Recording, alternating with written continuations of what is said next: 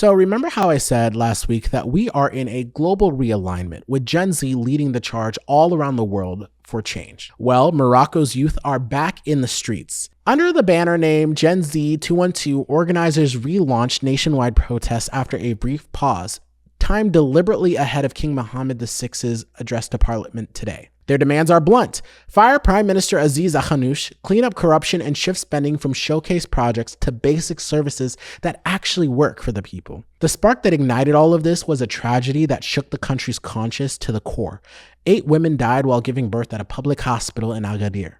For many young Moroccans, that's proof point of a system that funds stadiums for the 2030 World Cup while public hospitals and schools fall behind. So the movement is saying health first, education first, dignity first. Gen Z 212 isn't a party. It's a decentralized online collective running on Discord and TikTok.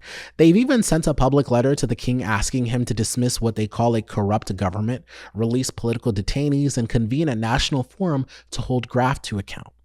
Officials insist that reforms are in motion, but any change must stay within constitutional bounds. But protesters argue that that is a tired line that has been used for years, while living costs, youth joblessness, and service gaps pile up. Security all around the country has been heavy. Rights groups and multiple outlets have reported that at least 3 protesters have been killed and more than 400 arrests have occurred since late September. Crowds have thinned out at times, but the anger hasn't. From Casablanca to Rabat, the chants target a political model seen as too centralized and too insulated from accountability. The government's message is dialogue.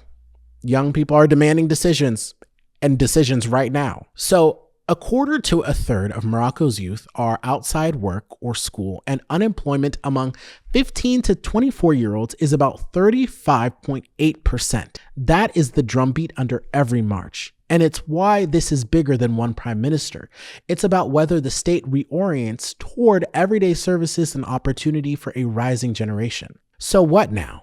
The movement staged yesterday's return as a pressure test, one more visible push before the king speaks today. If the palace signals concrete steps on health, education, and accountability, the streets could cool.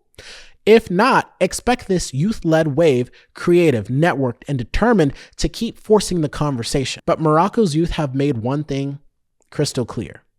They're not afraid anymore. One last thing before you go, I am really trying to get to 10,000 followers by the end of October, so if you are enjoying my reporting, please be sure to hit the follow button for more news in 3 minutes or less. And if you want to support my work further with additional perks, you can join my Patreon for as little as $1 a month. Check out the link in my bio for more.